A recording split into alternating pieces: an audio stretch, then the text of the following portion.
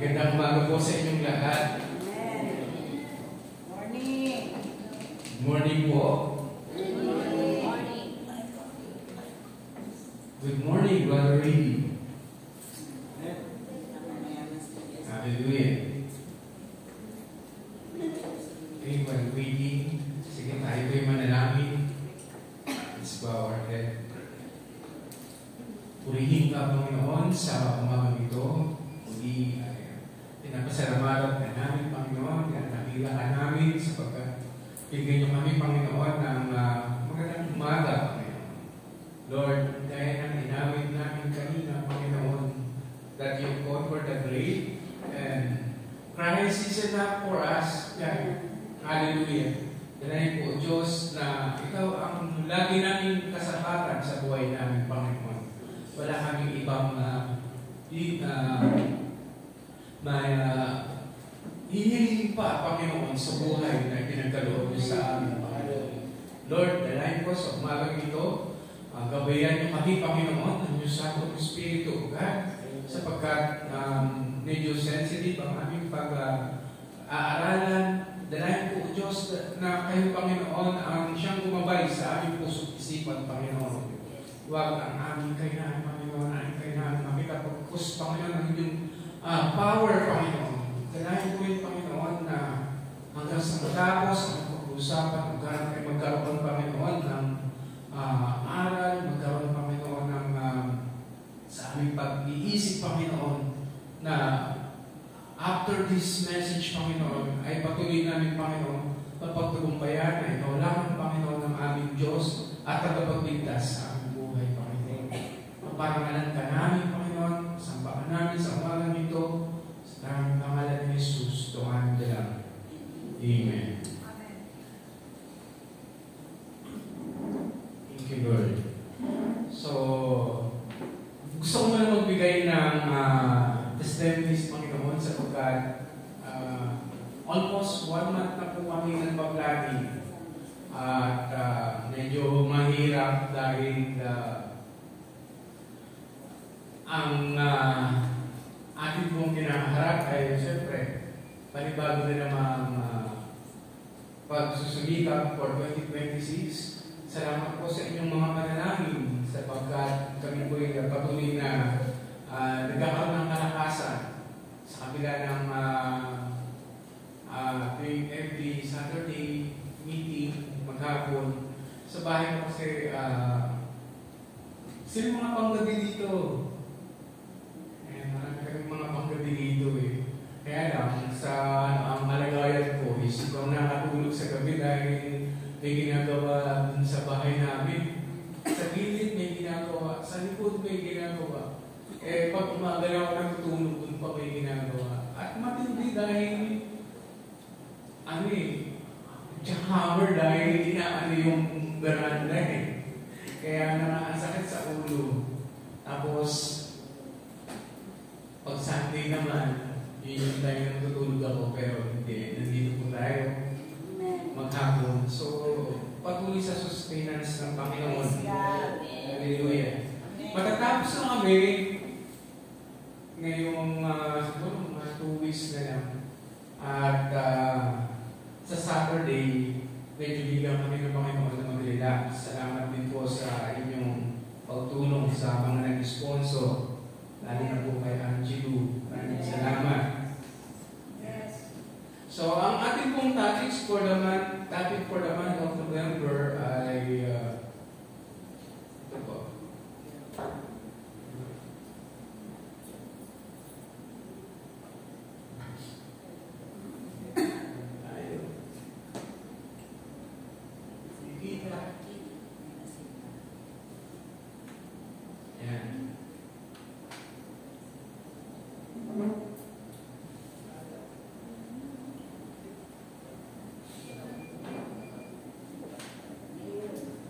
Ang theme natin for the month of November is our position in Christ.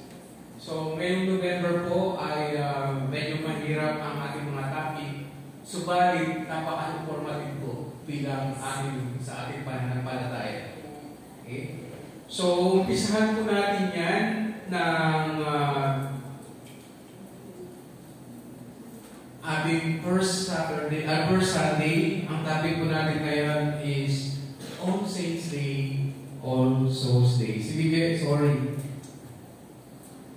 Ayan.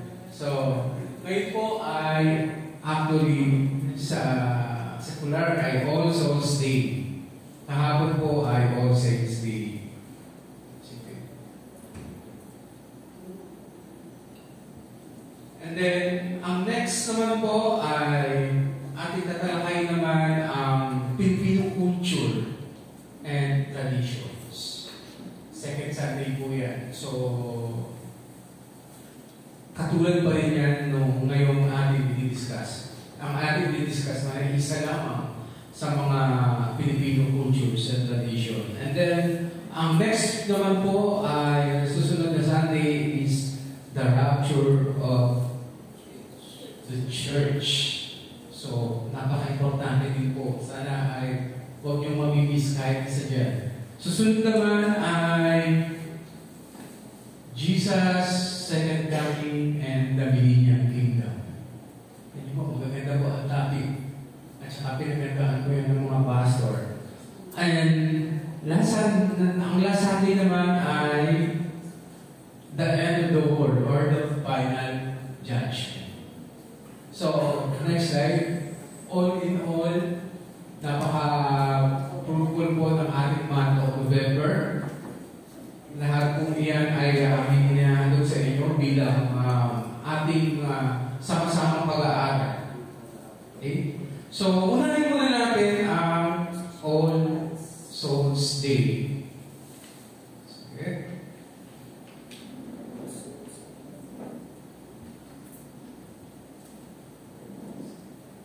Oh, sorry. Sige. Ayan, sige pa, isa pa. Balik. Gusto ko muna mag-disclaimer. Ayan, gusto ko muna mag-disclaimer. Kasi, hindi po namin ginawa itong mga series na to upang tiligsain po yung mga ibang religion. Wala po kaming pakailan. Kundi, ito po ay dapat nating pag-aralan, pag-usapan, na ayon sa Biblia po. We are totally silent when the Bible is silent. And we should speak if the Bible needs to speak. Kung may mabanggit po ako na medyo hurting, pagpamanin niyo po. Hindi niyo po akong maabangan sa labas dahil dito po ako matutulog. Why po yung naka-ano sa akin, naka-assign. So, medyo sensitive. So, what is All Souls Day? O, sabihin araw ng mga kaluluwa. Okay. So, kung titignan niyo yung katabi niyo, hindi po yan mga kaluluwa. Although, ngayon ay buhay po yan. All Souls Day is a day of prayer and remembrance and celebrated during November 2 or ngayon po. And for the faithful departed, especially those believed to be in purgatory according to Wikipedia. And it's part of the Roman Catholicism observance known as Hallowed Night. Nababasa niyo po? Yes. Thank you. And traditions vary globally but often involve visiting cemeteries to pray, decorating graves with candles and flowers, offering alms for the dead. The Roman Catholic Church used the day to pray and do other indulgences to help loved ones supposedly escape purgatory and continues to heaven. So, yun yung time na pinapanalangin nila yung mga kaluluwa na kanilang mga mahal sa buhay na yumaon na dahil sila po'y naniniwala na ang mga kaluluwa yun hindi nagkaroon ng salvation ay nasa purgatory side. Based dun sa Bible ng Roman Catholic. And then, pinapagpad rin indulgences o mga indulgensya para ipag-pray ng priest yung kaluluwa para maalis doon sa purgatory. Okay? So, ganun ang definition. So when it was started, also they started in the 10th century at the monastery of Cluny. So medyo matagal na siya ipinagdiriwang. When Abbot St. Odilo instituted November 2nd as the day to pray for all souls in purgatory. The tradition spread from the Cluniac monasteries to the rest of the Western Church, becoming a universal observation after a Roman pronouncement in the 18th century. So, noong 10th century, 18th century, yun po ang kanilang mga ginagawa. And how do people celebrate Souls Day? Okay? So, nationwide po yan. Like for example, in Guatemala, people fly kites at the Gigantes Festival or Giant Kites Festival. So, yung mga malalaking saranggola, sobrang laki. As in, 65 feet. Pinapalipad nila yun at nilalagyan nila ng mga pangalan ng mga kanilang mga yumao.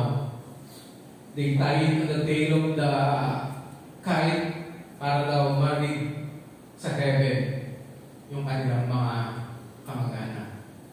And also, in Mexico, many people create private altars for their ancestors and decorate them with photographs, flowers, candies, and candles.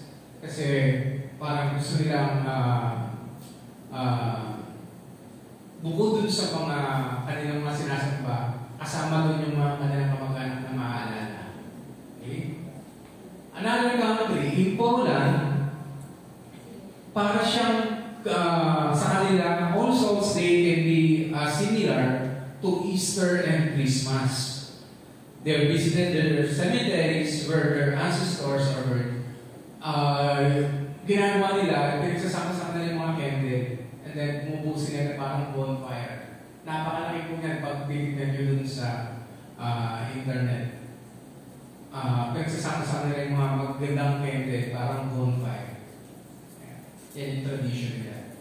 Then also, in another country, in Hungary, many people keep the lights on their homes for the duration of night and leave food on the table in memory of their loved ones. So yung mga bagay sa atin, nakabukas yung mga ilaw. Pinapabayaan nila yun hanggang magdama. Kasi ang paniniwala nila is kasama nila yung kanilang mga namatay. And also in Peru, people share a loaf of bread with their friends or relatives. Gumagawa sila ng malaking tinapay at sama-sama nila yung kinakain pagdating ng All Souls Day. For whatever belief, it's only their tradition. Walang direct na explanation. And also, lastly, here in the Philippines, people, describe at nababasa ng buong mundo. In the Philippines, people cook their deceased loved ones' favorite foods. Pag daw, All Souls Day, ang inahanda nila yung mga paboritong pagkain ng mga yumao nila. Okay? And they're peace with their friends and relatives, and many visit their ancestors' tombs, light candles, and spend the nights there. Diba? Kadalasan doon overnight sa mga cemetery ang mga Pilipino. Doon kumakain, sama-sama with the friends. So yan po yung mga tradition ng iba't ibang bansa sa pag-celebrate ng All Souls Days. You know, brothers and sisters, if you read on the social medias, parang naging na yung tradition na yan. Pero as of now, katulad kahapon, nangumunti na lang. Parang some people are already, with the coming the technology siguro. Parang konti na lang ang mga tao na pumupunta sa, hindi ko alam dahil siguro may mga disease ngayon na nakalag, pero ano na naman. with this All Souls Day. Okay? Some Christian denominations reject it, arguing that prayers for the dead are unnecessary and that purgatory is not biblical concept. Others see traditional practices like food offerings, potentially delivered to the tombs. Kasi naalala ko nag-aalay ng mga food sa mga naano ko rin yun tayo nung malilig pa kami. So yung makainin niya, para yan kayo, nakaalay sa mga. So, what does the Bible say about this? Okay? Dapat natin pag-aralan kung ano naman ang sinasabi ng Biblia about sa ganito. Number one, the Bible does not teach purgatory nor praying for the dead. Maliwanag po yan sa Ecclesiastes chapter 9, verse 5 to 6. It indicates that once a person passes on from this life, they have no more chance, no more share in all that's done under the sun. Sabi na Ecclesiastes, they have no more share in all that is done under the sun. If we pray for the dead, the effort is fruitless because they are already in their permanent destiny. Nandun na sila sa permanent destiny. Wala na silang malalaman sa mga nangyayari under the sun. Yes.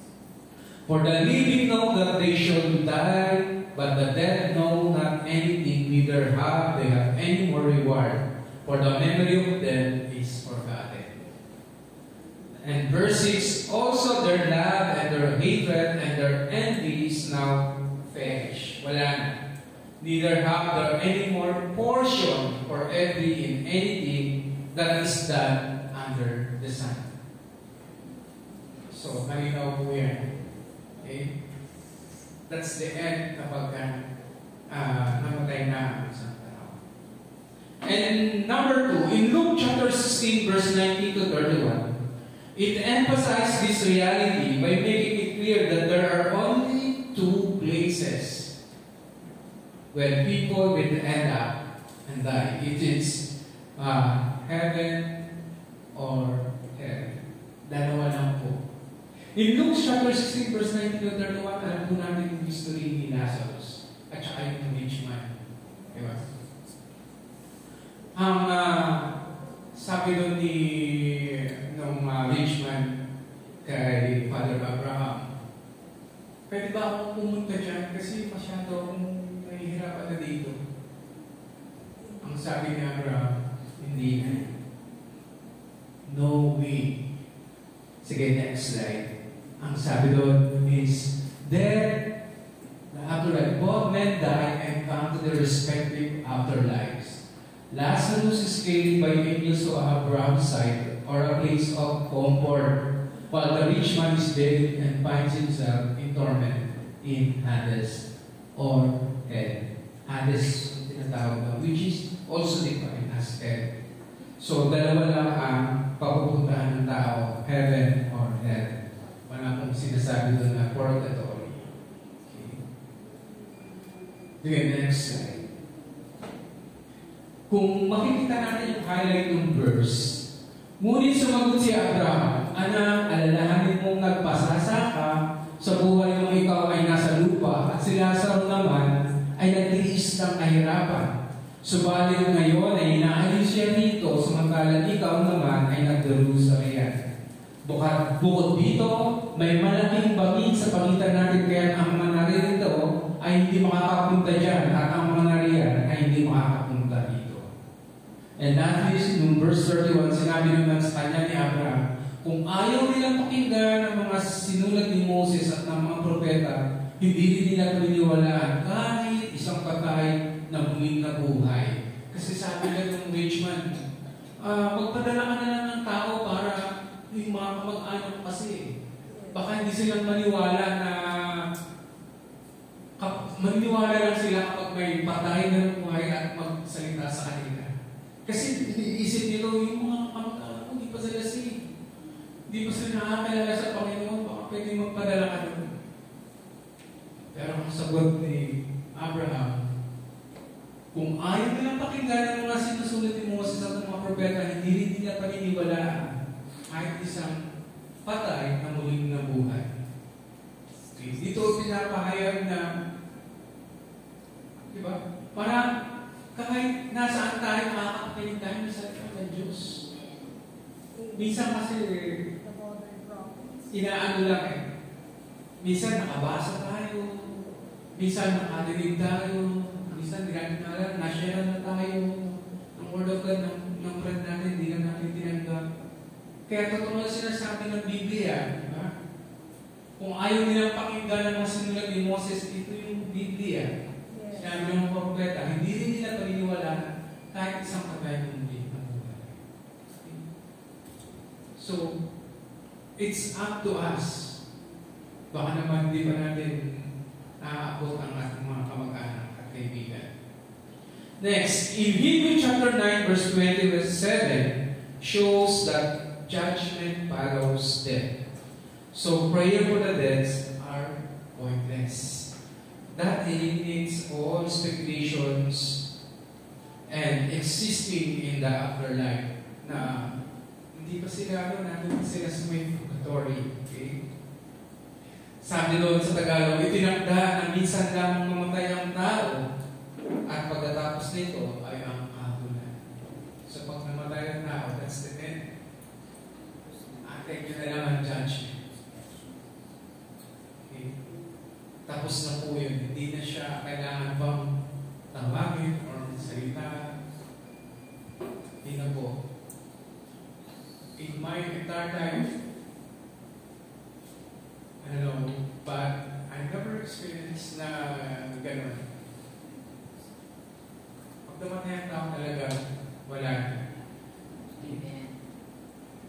And number 4, Scripture teaches us that it is normal to still feel attached to those we have lost and giving deeply, attachment. Kasi, ano siya that mahal natin siya o mahal natin sa buhay. Sabi doon, hindi naman mo kagad malilimutan ng isang namatay na. It's normal and it's still the Bible teaches us kung paano in-appreciate nung day Jesus nang namatay si Lazarus. Siya yung umiyak. And Jesus wept. Sabi doon sa John 11:35, pinapakita yung dapat magkaroon ng emosyon kapag sinasabi sa iba, tama na yan. It's natural na nagiging emotions when someone lost. Okay? Normal po yun. And number 5, during such time, we can turn to the family of God in our local church for support. Pag natin nakalimutan na ang local church ay nandiyan para tumulong. Okay. Galatians 6:2 sabi doon, carry each other's burdens, and in this way, you will fulfill the law of Christ. Ang mga kapatid po ay handang tumulong. Kasi yung iba sa iba nagkokondong. Okay.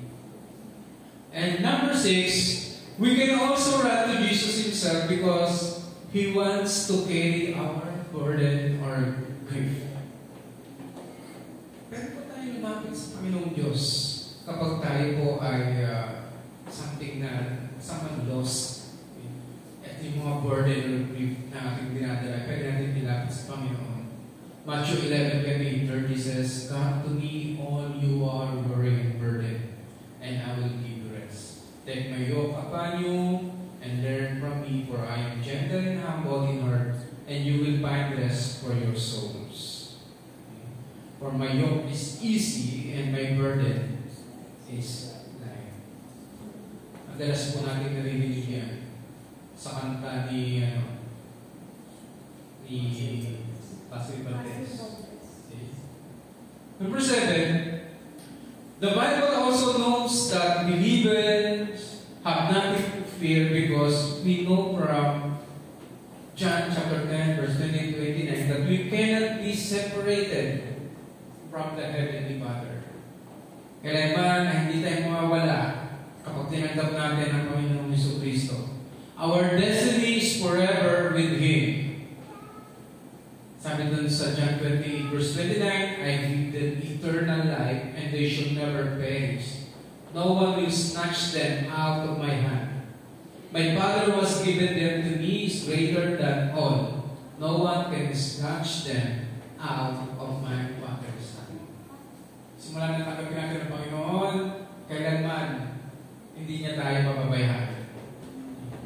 And instead of partaking in practices that interact with the dead, that is unbiblically, our time is better spent spreading the love of Jesus Christ to those who still life. Rather than ang natin is maging attention natin ito sa mga bagay na walang kaguluhan, why not, sabi dito, i-share natin ang pagmamahal ni Kristo. Romans chapter 12 verse 9 to 10, love must be sincere, hate what is evil, cling to what is good, and be devoted to one another in love. Honor one another above yourselves. So, all in all, okay, hindi natin pahabaan. Also, stay is only a historic and cultural roots. But many of its tradition practices like praying for the dead to escape purgatory are unbiblical. Remembering loved ones or maintaining gravities is fine, but our focus should be on Christ. The living and the truth of Scriptures are nasa atin po. Nasa atin po ang Biblia. Alam po natin ang katotohanan. Basic lang po yung sinabi ko, pero kung gusto natin saliksikin ang Biblia, available po yan. Inaantay lang po tayo na basahin natin. Amen. That is our final say. All Souls Day has historic and cultural roots, but many of its traditional practices like praying for the dead to escape purgatory is unbiblical. Remembering loved ones or maintaining grave sites is fine, but our focus should be on Christ. Mas importante po ang buhay kaysa sa mga patay. Okay. Now, what about All Saints Day? Okay. Pag-usapan naman natin ang All Saints Day. All Saints Day is araw ng mga santo. Okay? Or banal sa Tagalog. The word saint comes from the Greek word hagios, which means consecrated to God, holy, sacred, and pious. The term saint literally means holy one, and originally applied to all Christians who are called to live saintly lives. Ito po ang definition ng saint according to the Greek word. Okay. All Saints Day was formally started. Let's look the history of All Saints Day. All Saints Day was formally started in 609 AD. Tagal na rin po. When Pope Boniface IV consecrated the Pantheon in Rome to the Virgin Mary and all martyrs. Si Pope Boniface IV po, nagtayo po siya ng Pantheon sa Rome. At sa simula nun, pinagdiwag na nila yung All Saints Day in memory of all martyrs and si Virgin Mary. The date was officially moved to November 1 in the 8th century by Pope Gregory III, possibly to align with or supplant pagan holiday, and was made a day of obligation for the entire church by Pope Gregory IV in 837 AD. Yan po ang history na All Saints Day. Now, what are the key aspects of All Saints Day?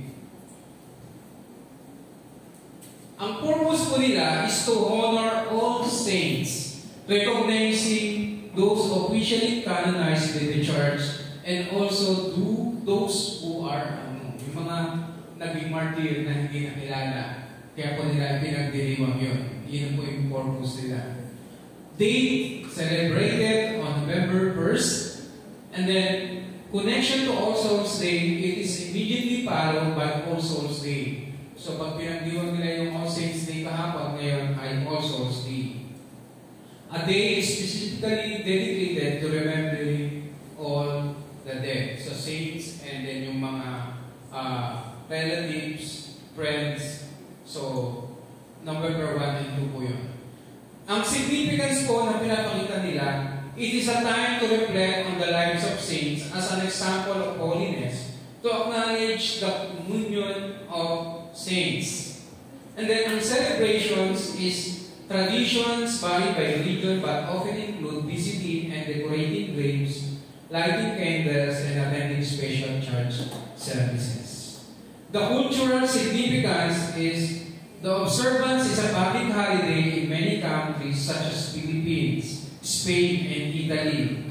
In some cultures like in the Philippines and parts of the Latin America, it is known as Undas, or the Day of the Dead, and involved family gathering. So, parehas ng also. Alam niyo po, in the worldwide, ang sabi doon, there are 10,000 saints. 10,000 na mahigit ang saints. Sa dami ng mga tao. Sila lang ang saints. Ang Pilipinas na, dalawa lang eh. Diba? The Philippines has 2 canonized saints. San Lorenzo Luis, born in Manila, 1600 pa. And he was martyred in 1637 for refusing to renounce his faith and was canonized in 1987. Pero nung nabuhay siya ng 1600, 1987 na siya na-canonize. Ang tagal. And yung pangalawa naman, sa St. Pedro Palungsod,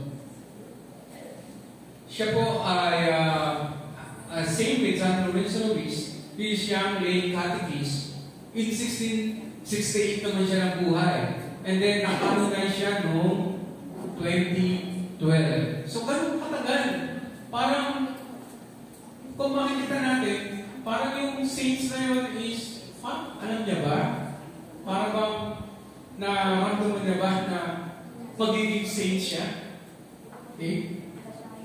And, bukod doon, there's also a process para maging saints ang isang tao. Unang-una, servant of God. Kailangan servant of God ka. Okay? It begins with a candidate as identified as servant of God. Kailangan, para maging santo ka, dapat servant of God ka. Pangalawa, venerable. Ito yung second stage. This is person who live a heroically virtuous life. Kailangan, meron pang ginawang historical. Okay? Sa buhay mo, after being formally recognized by the Pope. And then the third one, magiging blessed ka na. Blessed saint, to be beatified. One miracle through the candidate's intercession is typically required. Dapat may ginawang miracle. Kaya yung iba ngayon, bini-verify pa rin yung miracle na ginagawa. Halimbawa, yung kay San Lorenzo Luis, mayroong isang nanay na inalay niya daw yung anak niya para pagalingin ni San Lorenzo Luis at gumaling. Kaya yun ay isa sa mga patotoo na para maging saints, dapat mayroong miracle. Tapos kinukonfirm ng Pope. And lastly, saint. Magiging saint na. Ika-canonize or becoming a saint requires a second miracle after beatification. The Pope can waive these requirements, but it should be a requirements na dapat meron second miracle pa na nangyari. Hindi lang isa. Parang i-confirm na meron talagang nangyari na miracle. So yun po yung process for becoming a saint.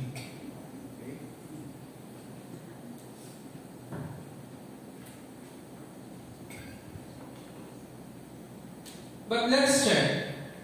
Let's check what the Bible says about saints. In the Old Testament, saint in the Old Testament refers to God's holy people. Psalms chapter 31 verse 23 and Daniel chapter 7 verse 18. Sabi doon, love the Lord, all His faithful people. The Lord preserve those who are true to Him, but proudly pays back in full. Sa ibang salin po kasi, ang sinasabi ng faithful and holy people are saints. So, pinoconsider ng Old Testament yung faithful and holy people. What else?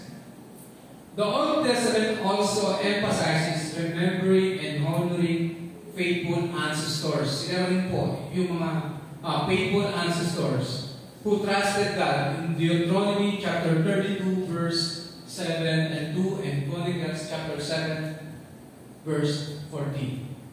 So, one time we question, so paano ba talaga who is the real saint? Okay? Ano magtatanong na kayo? Okay. Sino ba yung mga talagang totoong saint? Okay? So, kayo na tinignan nyo yung katabi nyo, ngayon, hindi truly. Ba't hindi nyo matignan?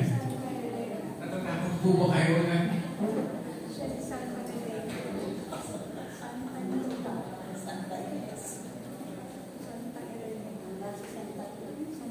You judge later on. Ha? Pag nakita niyo yung mukha ngayon ng katabi niyo, you judge later on. Kung nakasunod ko kayo isang banal na tao, therefore, ang isa pong banal na tao, ang siyang dapat lang din na magsabi na siya ay isang banal. Tama ko ba? Kasi hindi ko naman banal ba ako para sa akin kung ikaw ay banal na yun. Dapat yung banal sa akin ang magsasabi. Diba? No man has an authority and power to do that because all have sinned. Sabi doon, di ba? All have sinned and fall short of the glory of God. Romans 3:23.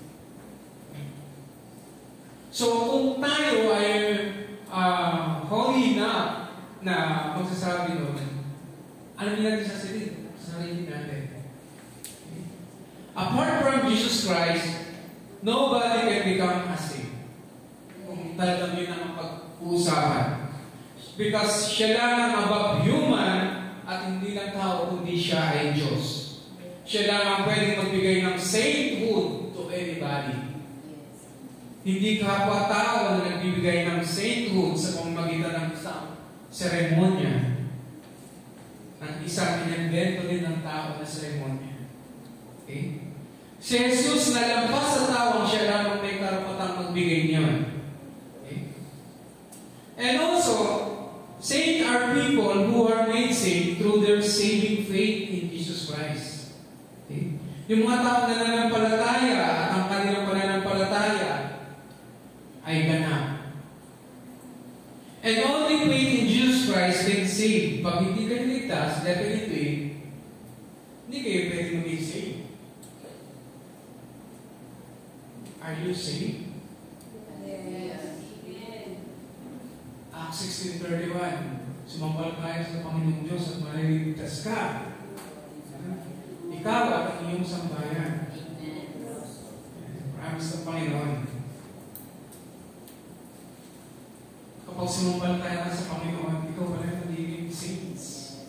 At hindi lang ikaw, pati yung mga sambayan mo.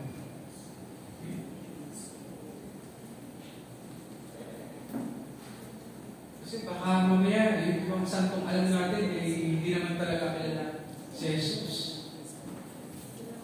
Sabi sa John 1:12, yet to all who did receive Him, to those who believe in His name, He gave the right to become a children of God. Binigyan niya tayo ng karapatang may anak ng Diyos. Ganda, nanampalataya po tayo. And also, in Acts chapter 9 verse 30, merong scenario doon na si Ananias ay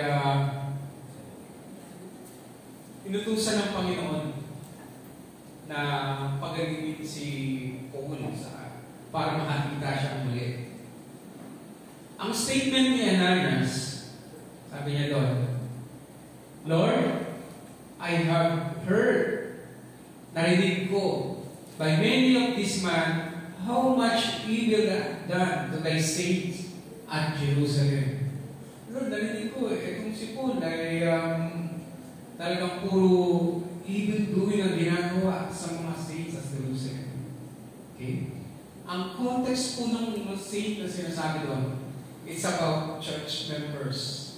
Yes. Sa Jerusalem. Yes. Saints in Jerusalem. Yung mga church members ng Jerusalem. So they are called saints. Amen. Amen?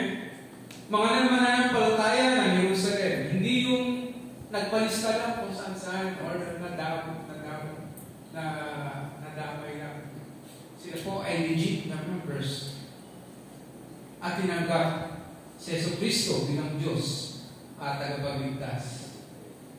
In Acts chapter 26 verse 10, sabi doon, which thing I also did in Jerusalem, and many of the saints did I shut up in prison, having them receive authority from the chief priests. And when they were put to death, I gave my voice against them. Again, Paul is referring to the believers of Jesus and called them saints.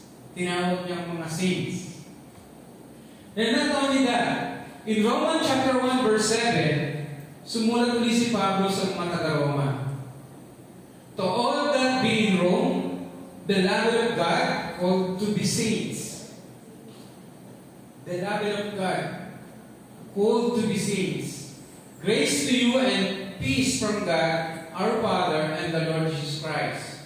So, lahat ng members ng church, tinawag niyang saints. Okay? When you accept Jesus Christ as your Lord and Savior in your church, you become a saint. Ano po ang ulit? Tinagap mo po ka si Jesus Christ. Tanggap niyo po ba na kayo ay saints? Yes, because I belong to Jesus. Hindi ba hindi pa rin ano? Kaya na pa rin. Amen. Parang hindi convinced pa. Nagdagan pa natin. In 2 Corinthians chapter 13 verse 12 to 13, sabi ni Paul, finally, brothers and sisters, rejoice, mend your ways, be comforted, be like-minded, live in peace, and the God of love and peace will be with you. Greet one another with a holy kiss. All the saints greet you. Amen.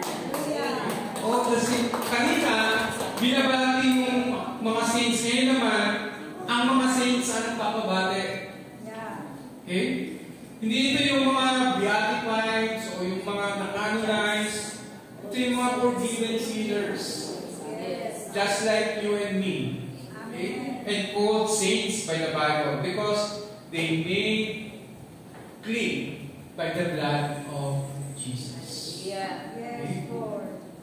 Kasi, let's take note. Lalo na dito sa Ephesians chapter 6 verse 18.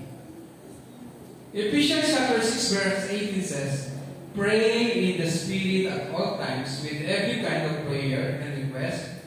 Likewise, be alert with your most diligent efforts and pray for all the saints. Okay? We pray for the saints and not the saints pray for us. Amen? Ang alam natin kasi na saints, yun lang yung pinagdadasalan. Okay? In Ephesians chapter 6 verse 18, sila po ang dapat pala nag-pray. Amen. Malinaw po ba yun? Dahil marami pong mga kabulaanan na mga tao ay nag-pray sa mga santo, samantalang sa Biblia, ang pinag-pray natin ay ang mga saints, and they pray for each other. Tayo po ay nag-pray. Because they are all believers and saints. Yes. Kasi ngayon, naiiba na eh. Minsan, imbis na santo ang ipanalangin, ang santo ang dinamisalan. Medyo founding boards, pero hindi po ang katotohanan. Nawawala ng pwesto ang Panginoong Jesus. So, sino po ang real saints? Kung gano'n. Brothers and sisters, the real saints are the born-again Christians. Sapagkat tinanggap nila ang Panginoong Kristo. Minsan, sasabihin natin na, napakayabang naman ang mga born-again na yun. Sila lang daw kung saan. Okay. According to the Bible, bakit sino po ba ang tinawag na saints? Tayo po ang tinawag na saints. Yung mga tumanggap kay Yesu Kristo. Kasalanan, pero pinatawad ng ating Panginoong Yesu Kristo. Kahit na mo ang kasalanan, okay? Pero sa mata ng Diyos, okay? Tayo ay santo. 1 John 1:7, and the blood of Jesus, His Son, purify us from all sin. From all sin, sa lahat ng ating kasalanan. Kapag tinanggap namin ang Panginoon, napag-purify tayo.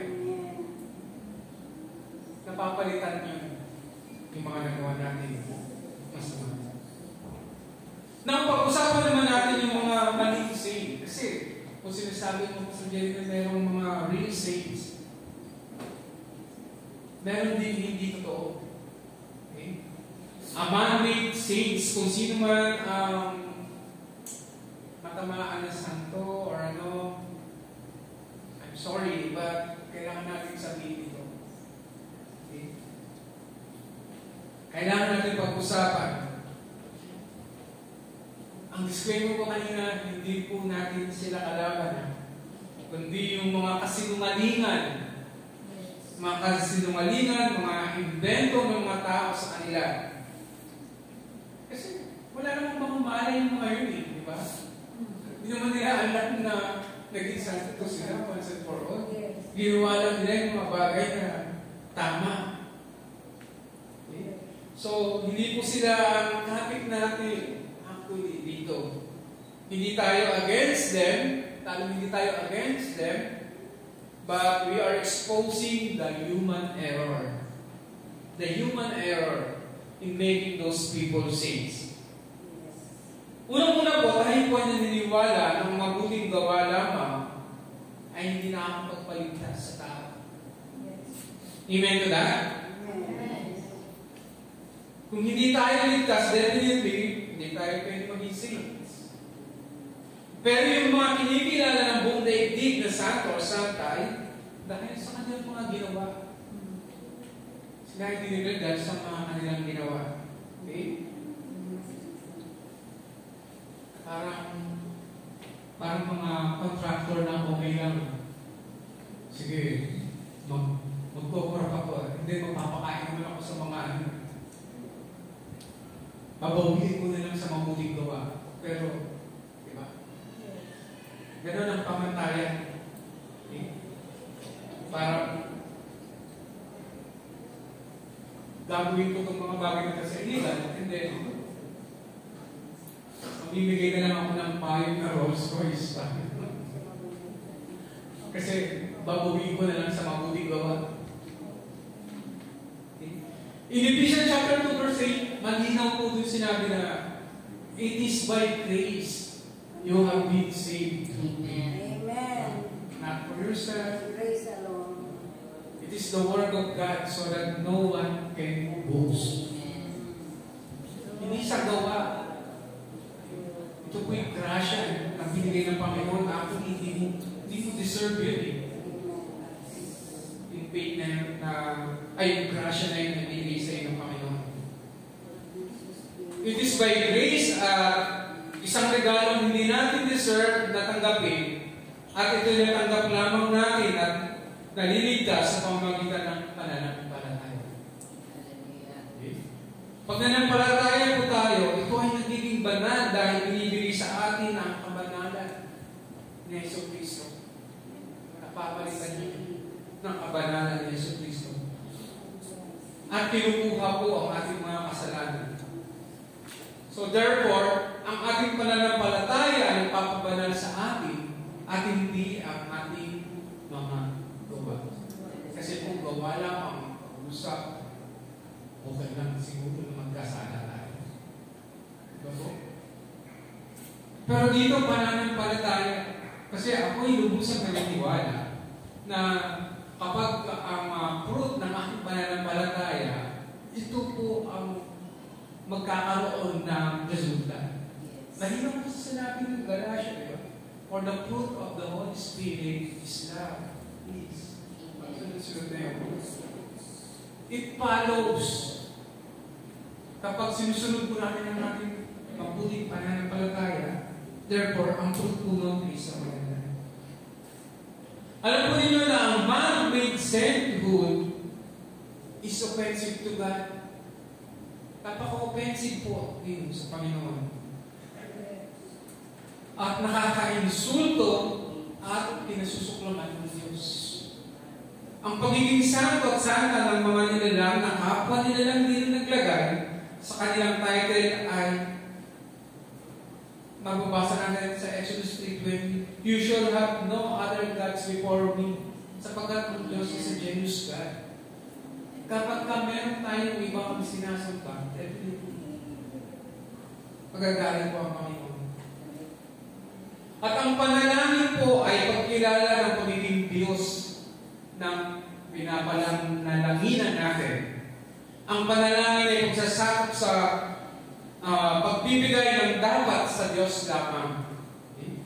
Sapagkat kung tayo ay nananalangin, definitely, binibigay natin yung quality na sa Diyos lamang. Diba? Napag-aralan natin yung makaraan.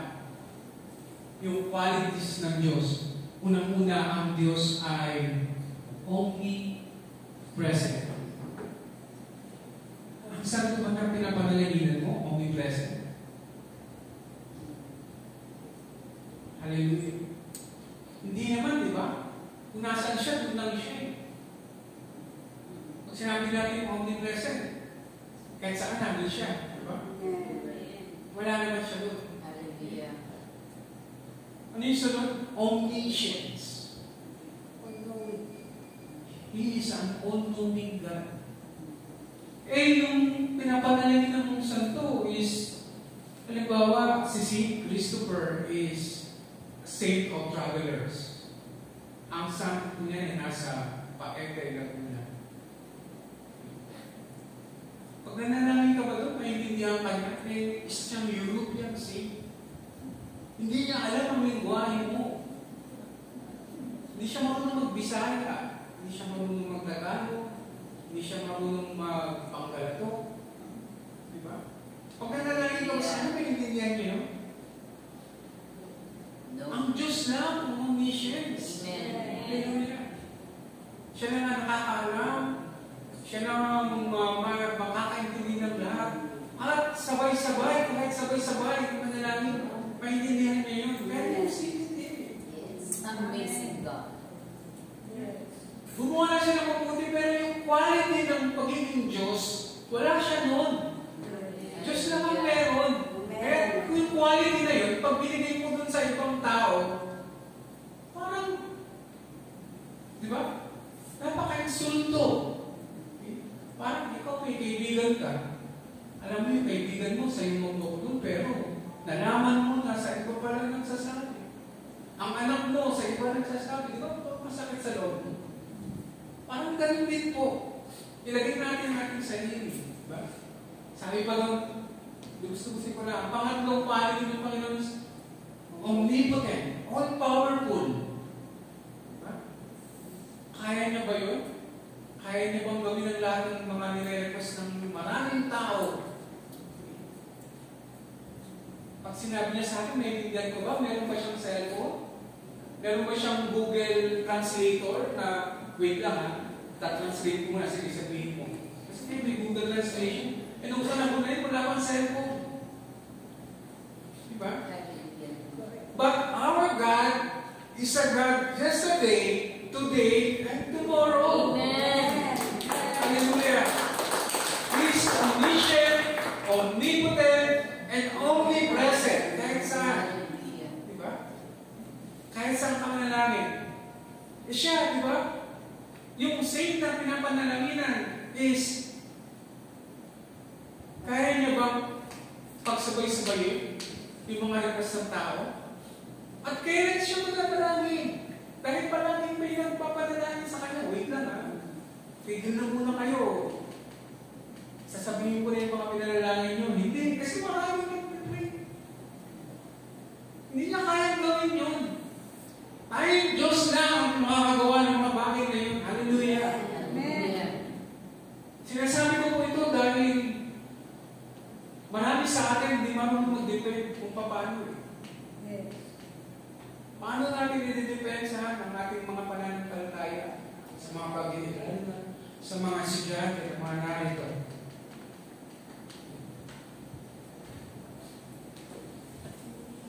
Kaya suklam-suklam sa Diyos ang panalangin ng mga nananalangin sa mga tao ito. Kaya yung mga ibang devoto, akala nila natutuwa na yung Diyos sa kanila dahil diba? Nalilis yung word. Kasi may tagalapit. Hindi po. Kaya po yun ng Panginoon. Hindi niya po kailangan ng assistant. Hindi niya po kailangan magpapalakas sa kanya. Diba? Sabi ni Mary nung nasa yung sa unang miracle niya, gamitin niyo kung ano yung gusto niyang ipagawa sa inyo. Yes. Wala akong kakayahan. I respected Mary, but the work of Mary was finished when he gave birth. Yes. Yun lang ang work niya. Hallelujah. Sorry po, but hindi po totoo. Pag po natin pahirapan siya, nananahimik po siya. Diba? Masyadong napapahirapan ang mga tao. At higit pa dyan, nakaka-insulto na kung sino-sino pa ang nalapitan para dinggin ng Diyos. Hindi niya po kailangan ng pagpapaalala kasi para ano daw, para di ba? Meditate or mediate.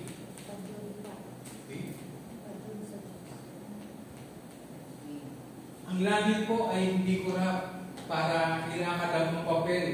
Amen. Mga papel niyo sa Diyos. Para magpadulas at para magbayad. Kasi, di ba, mga indulgences. Di ba? Kailan ito, nagbayad sila ng indulgences sa mga priest. So, yung priest naman ay pinamanalangin, di ba? Kung totoo yun, dapat wala nang bayad, panalangin niya na lang lahat. Di ba? Pag kailangan magbayad pa ang tao, kung kaya naman pala ipanalangin at makakapagligtas yun. Huwag po tayong masanay na masyadong mga brothers and sisters. Huwag tayo masyadong umasa sa mga prayer requests. Mga intercessors. Tutuloy tayo manalangin. Amen. Amen. Pakipag-pray mo nga kung ano. Kasi, di ba? Bakit? Ganun ba kaya? Pag-pray ka din. Eh kasi, Pastor, the prayer of power of a righteous man is powerful and effective eh. Sabi mo lang yun, tamad ka na. Di ba? Kaya mo rin naman kasi gawin yun eh. Ayaw mo lang. Di ba? That's why, puro prayer request or, yes, let's do that. Because sabi mo kanina, dapat magpapalayo nila ng sins. Pero hindi ganoon. Eh, isa natin member sabi ang comment. Gusto mag-pray pero kaya masama. Pinag-pray yung karamdaman niya. Diba? Inconsistent. Parang lumabalik tayo dun sa pinag-isa natin na mag-pray para sa mga sins. Parang ganoon din. Ang aral is ay panalangin sa Panginoon. Kaya natin dumalik sa Panginoon. Ginagamit lang ang mga sa lalo na sa mga unbeliever, mga prayer warriors natin, yes. Pero kung tayo mananampalataya na, siguro naman, diba? Please, huwag tayo magpadagdag. Marami sa natin pipray. Amen? Hindi mo makapag-amen, parang hindi ma-convince. Sige, Greg, sa pag-pray ko sila.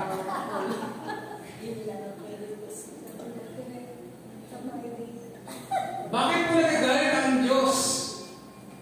Because in 1 Timothy chapter 2 verse 5, for there is one God and one mediator between God and mankind, and that is Jesus Christ. Siya lang po ang mediator, wala nang ibang sinabi.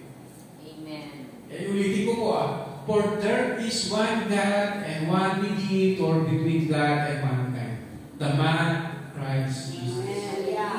Hallelujah. Wala nang iba po.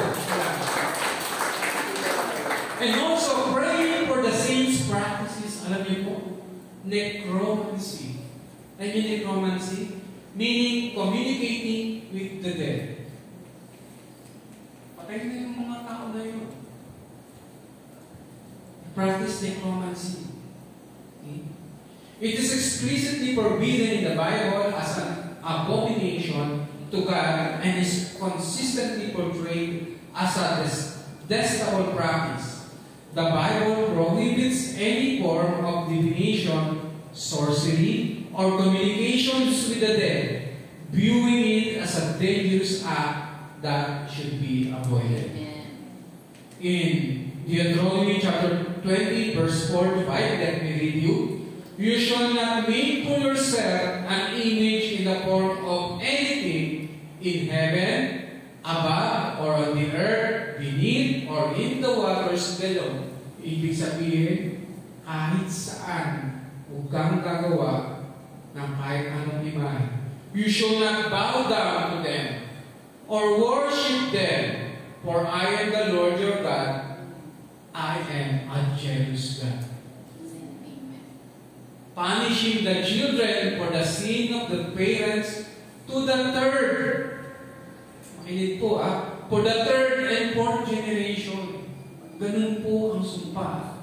There is a curse kapag ginagawa po yun. But showing love to thousands generations of those who love me and keep my commandments. Kadalasan kasi nawawala sa 10 utos yun eh. Papansin ninyo, kadalasan sa mga simbahan, inilalagay yung 10 commandments, pero nire-replace. Hindi na talaga yung Deuteronomy chapter 20, verse 4 to 5. Yun yung second commandments eh. Okay? The first commandment, I am the Lord your God, thou shalt not have strange God before me. Ang susunod na agad, thou shalt not take the name of the Lord thy God in vain. Ganun lang. Yun yung second commandments. Hindi pinapakita ng buo. Bakit? Kasi maririgil eh. Makikita na bawal yung ginagawa eh. Ano po? Malino na sinasabi na in a form of anything in heaven. Diba? In earth, beneath, kahit saan. Hindi mo pwedeng gawin yun. Sabi, Pastor Jeff, hindi naman yung worship eh. Naman lang naman yun. No. Sabi nun, you should not make. Ginawa eh. Ginawa eh. Diba? You should not make. Ang sumpa po hanggang sa 4th generation. Pagsalamat ako sa Panginoon sapagkat nung time na talagang binasa pa din namin yung ano sa amin. To parang representation na it is a boom up. God is a jealous God and ayaw na ito. Diba? I'm not encouraging you to do that, but, you know, it's in your conviction. Diba? Kung alam niyo makakasama sa ating Diyos. Kasi, ang gusto ko parating dito, there is a curse up to the fourth generation. Kaya, yung mga, siguro, kung mapapansin niyo, subukan niyo mag-interview. Subukan niyo mag-interview ng merong nagtatago ng ganito, na meron silang inaalagaan. Tignan niyo ang lifestyle o buhay nila. From first to fourth generation, kung ano nangyayari. Merong nagkakaaway-away, merong nawawalan ng kapatid, kamag-anak, magulang. Hindi ko maano yung mga, pero ang dami ko nagpapatotoo. Dahil na yung tinrace nila, ganun na ang nangyayari. Kasi meron silang tributo na inaalagaan. And it's really abominable in the eyes of our God. Napakain po natin mga kamag-anak, kaibigan, mahal sa buhay, na maaaring may ganitong sistema. Sabi doon, ang sumasamba sa Diyos at ay will not inherit the kingdom of God. Hindi mo nila ma-inherit. Yun po ang pangako ng Panginoon.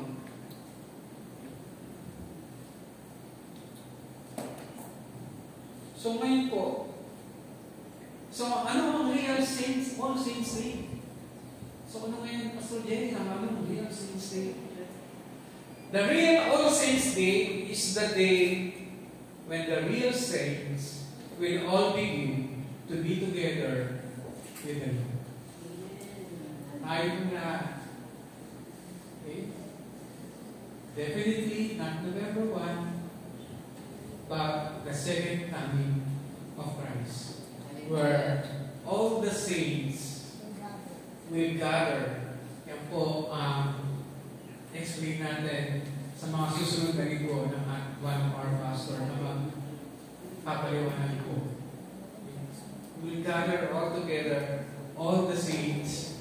Party-party tayo. Kasama ang Panginoon sa Kristo. Mga party goers.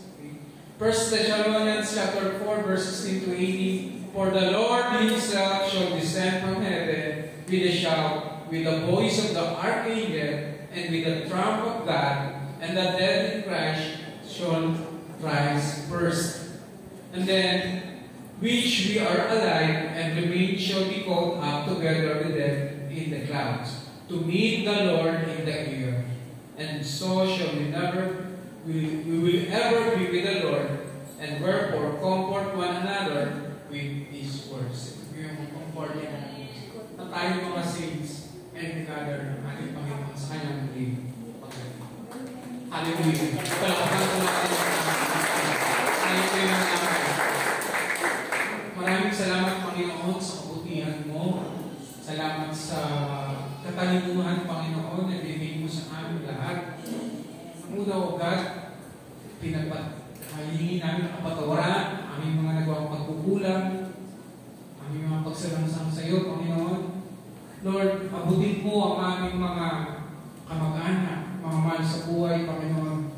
And in some ways, gamitin niyo rin po kami, Panginoon, kung may pagkakataon, upang ibigay sa kanilang katotohanan, O God, na ikaw lamang ang tanging Diyos, ikaw lamang ang aming dapat pagsilbihan, ikaw lamang ang dapat namin sambahin habang kami nabubuhay, Panginoon.